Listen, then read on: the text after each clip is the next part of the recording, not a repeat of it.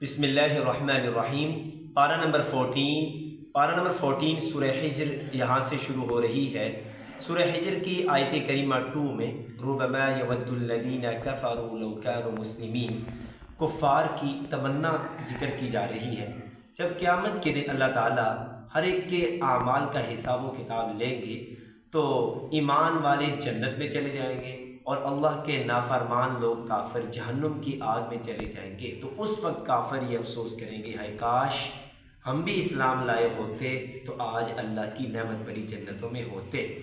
سورہ حجر میں آیت کریمہ 6 میں دوسرا ٹاپک یہ ذکر کیا گیا کہ اللہ تعالیٰ نے قرآن پاک کی حفاظت کا ذمہ خود اٹھا رکھا ہے۔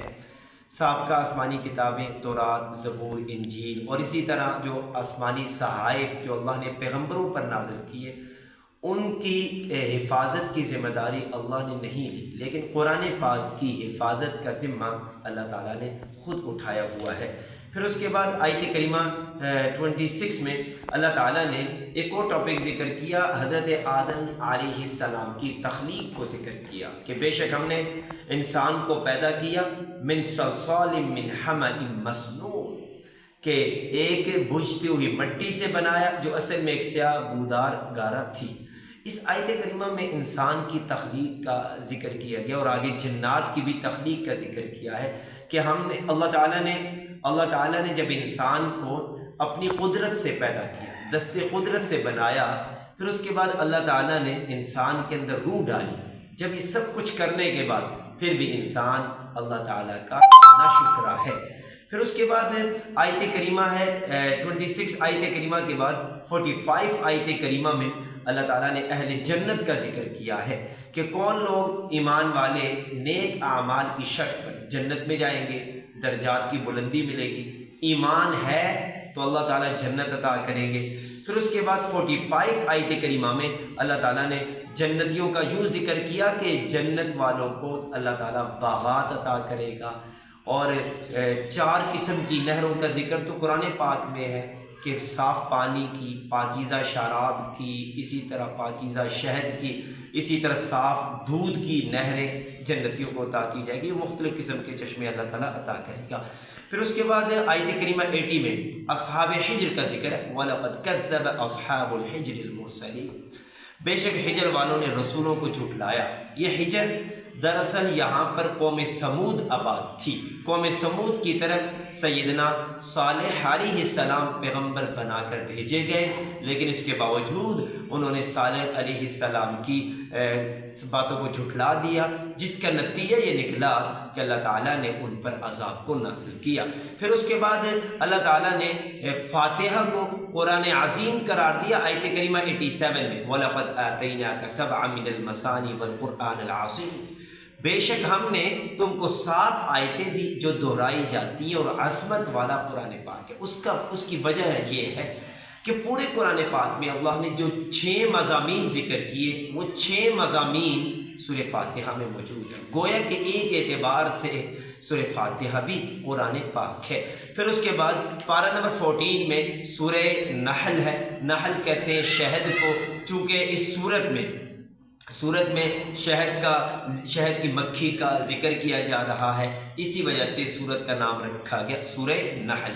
سورہ نحل کی آیت کریمہ 2 میں، بلکہ آیت کریمہ 4 میں اللہ تعالیٰ نے انسان کی تخلیق کو بھی ذکر کیا، اور تخلیق کے ساتھ ساتھ انسان کی نشکری کو بھی ذکر کیا۔ خلق الانسان من نطفہ، اللہ نے انسان کو نطفہ سے پیدا کیا، پانی کے قطرے سے، حقیر سے قطرے سے پیدا کیا۔ جب اللہ نے اپنی قدرت سے بنایا فَإِذَا هُوَ خَصِيمٌ مُّبِينٌ، پھر بھی اللہ تعالیٰ کا یہ ناشکرا انسان بن جاتا ہے، انسان اللہ کا ناشکرا بن جاتا ہے۔ پھر اس کے بعد اللہ تعالیٰ نے ایک اور بات بھی یہ ذکر کر دی آیت کریمہ 5 میں، انعامات خداوندی کو ذکر کیا، وَالْأَنْعَامَ خَلَقَهَا، کہ اللہ نے جانوروں کو پیدا کیا، اور جانوروں کو پیدا کرنے کے ساتھ ساتھ اللہ تعالیٰ نے ان سے مختلف قسم کے فائدے انسان کے لیے رکھے ہیں کہ انسان ان کی مختلف کھالوں کے ذریعے گرم لباس بناتا ہے، پھر مختلف قسم کے منافع حاصل کرتا ہے۔ جانوروں میں سے حلال جانوروں کو خوراک کے طور پر، غذا کے طور پر استعمال کرتا ہے، ان پر بعض جانور خوبصورتی کے طور پر ہوتے ہیں، بعض پر انسان ایز اے سواری کے طور پر استعمال کرتے ہیں، یعنی وغیرہ. یہ ساری یہ جانوروں سے جو اللہ نے انعامات کی بارش انسان پر نازل کی وہ آیات کریمہ میں موجود ہے. والخیل گھوڑے کا ذکر ہے، والبغال خچر کا ذکر ہے، والحمیر گدھے کا ذکر ہے. انسان پر سواری بھی حاصل کرتا ہے اور زینت کے طور پر بھی یہ چیزیں استعمال میں آتی ہیں. پھر اس کے بعد اللہ تعالیٰ نے مزید اور بھی ٹاپک کی ذکر کی، یعنی آیت کریمہ 24 میں متکبرین سے سوال کیا جا رہا ہے، بلکہ آیت کریمہ 14 میں اللہ تعالیٰ نے مزید انسان کی منفعت کے لیے انعامات کو ذکر کیا کہ اللہ نے انسانوں کے لیے دریا کو مسخر کر دیا. انسان سفر کرتا ہے، پھر دریاؤں میں سے مختلف نعمتوں سے، سمندروں کی مختلف نعمتوں سے لطف اندوز ہوتا ہے. لحمن طریجا تازہ گوشت کھاتا ہے. تازہ گوشت سے مراد فش، مچھلی کا گوشت اللہ تعالیٰ انسان کو دیتے ہیں. پھر سمندر اور پانی میں سے زیورات کو انسان نکالتا ہے وغیرہ. پھر کشتیاں پانی پر چلتی ہیں. یہ سب کچھ اللہ کا محض فضل و کرم ہے جو اللہ اپنے بندوں کو عطا کرتا ہے. پھر اس کے بعد آیت کریمہ 24 میں اللہ تعالیٰ نے متکبرین سے سوال کیا ہے. جو تکبر کرنے والے لوگ ہیں، جنہوں نے تکبر کیا، انہیں بتایا جا رہا ہے کہ تمہارے تکبر کا تمہیں کوئی فائدہ نہیں ہو بلکہ الٹا نقصان ہوگا. پھر آیت کریمہ 30 میں 30 آیت کریمہ میں متقین کا ذکر کیا. جو لوگ پرہیزگاری اختیار کرتے ہیں ان کو ایسے باغات ملیں گے جن کے نیچے نہریں بہ رہی ہیں، ہمیشہ اس میں رہیں گے چونکہ انہوں نے گناہوں سے اپنے آپ کو بچایا تھا. آیت کریمہ 43 میں پھر اللہ تعالیٰ نے منکرین رسالت کے شعبے کا جواب دیا. جو رسالت کا نہیں مانتے، رسالت کو، وہ یوں کہتے تھے کہ یہ رسول کیسا ہے، یہ تو فرشتوں میں سے نہیں ہے، یہ تو انسانوں میں سے بشر ہے. ایسا ہونا چاہیے تھا کہ انسانوں میں سے نہ ہو جب اتنا بڑا مقام مرتبہ دیا جا رہا ہے. تو اللہ تعالیٰ نے بتا دیا کہ ان کے اس شعبے کا جواب یوں دیا کہ جب تمہیں کسی بات کا علم ہو ہی نا تو تمہیں چاہیے کہ فَاسْأَلُوا أَهْلَ الذِّكْرِ، جن کے پاس علم ہے ان سے جا کر پوچھو. پھر اس کے بعد آیت کریمہ 58 میں اللہ تعالیٰ نے بچی کی پیدائش پر مشرکین مکہ کا جو رویہ، جو حالت تھی، اس کو ذکر کیا. مشرکین اپنے ہاں بیٹیوں کو زندہ درگور کرتے تھے. مشرکین اپنے ہاں بچیوں کی پیدائش پر، بیٹیوں کی پیدائش پر انہیں منحوس سمجھا جاتا تھا اور اس گھر کو بھی منحوس سمجھا جاتا تھا. تو اللہ تعالیٰ نے اس آیت کریمہ میں یہ بات سمجھا دی کہ جو چیز اپنے لیے قبول نہیں کرتے وہ چیز خدا کے لیے کیسے اس پر الزام لگا دیتے ہو کہ یہ فرشتے خدا کی نعوذ باللہ بیٹیاں ہیں وغیرہ. اللہ تعالیٰ تو ان سب چیزوں سے پاک ہے. اور دوسری بات یہ بھی اسلام نے ہمیں بتا دی کہ بیٹیاں رحمت ہوتی ہے اور یہی رحمت اس گھر کو رحمت کی چادر میں لپیٹ لیتی ہے. اسلام نے آ کر پھر عورتوں کو سارے حقوق عطا کر دیے ہیں. پھر اس کے بعد آیت کریمہ 67 میں انعامات خداوندی کا ذکر کیا ہے. وہ انعامات خداوندی کہ اللہ تعالیٰ نے یہ بتا دیا کہ جانور خدا کا انعام ہے. پھر جانوروں کے پیٹ میں سے اللہ تعالیٰ کہ گوبر اور خون کے درمیان میں سے اللہ خالص دودھ کو نازل کرتا ہے، خالص دودھ کو اتارتا ہے کہ انسان اس کو پیتا ہے اور صحت اور خوراک کے طور پر بھی استعمال کرتا ہے. پھر اس کے بعد انگور کے پھل ہیں اور اسی طرح کھجوروں کے باغات، کھجوروں کا پھل ہے وغیرہ. یہ سب کچھ اللہ کی قدرت کی نشانیاں ہیں. پھر اس کے بعد آیت کریمہ 77 میں یہ بات بتا دی کہ غیب کا علم صرف اور صرف اللہ تعالیٰ جانتے ہیں. پھر اس کے بعد 89 آیت کریمہ میں بتا دیا کہ اللہ تعالیٰ یہ ان اعمال کو جمع کریں گے اور یہ اعمال اللہ کے سامنے پیش ہوں گے. پھر پیارے نبی صلی اللہ علیہ وسلم کے سامنے قیامت کے دن یہ اعمال پیش ہوں گے جب نبی صلی اللہ علیہ وسلم اس امت کے، ہم سب کے اعمال کو دیکھیں گے. اگر اچھے ہوئے تو نبی صلی اللہ علیہ وسلم بہت زیادہ خوش ہوں گے. اگر وہ اعمال برے ہوئے، نافرمانی پر مبنی ہوئے، آپ صلی اللہ علیہ وسلم ناراض ہوں گے، دل دکھے گا.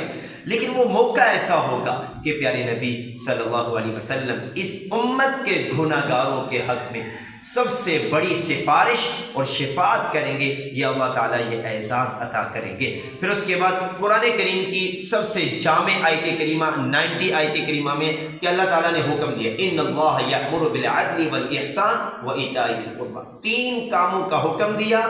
انصاف سے کام لینا ہے، نیکی کرتے رہنا ہے اور رشتہ داروں کے ساتھ اچھا سلوک کرنا ہے۔ 3 کاموں سے منع کیا۔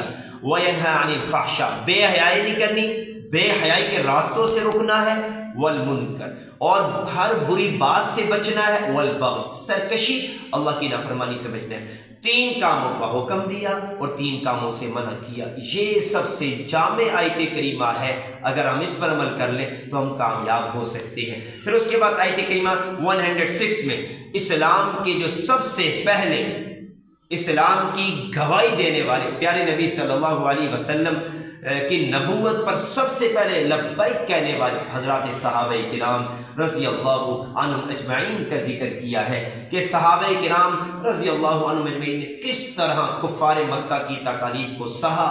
حضرت خباب رضی اللہ عنہ کی زندگی اٹھائے، حضرت عمار رضی اللہ تعالیٰ عنہ کی زندگی اٹھائے، ان کے والد محترم حضرت یاسر رضی اللہ عنہ کی زندگی اٹھائے، حضرت سمیہ رضی اللہ عنہ کی زندگی اٹھائے، کہ ہر ایک صحابی نے اسلام کی خاطر بہت زیادہ قربانیاں دی ہیں۔ اور اس کے باوجود جب کفار مکہ ان پر ظلم و تشدد کرتے اور کہتے کلمہ کفر کہو، محمد صلی اللہ علیہ وسلم کا دین چھوڑ دو، احد احد کہنا چھوڑ دو، توحید کا میسج سنانا چھوڑ دو، اب ان کے سامنے 2 آپشن تھے۔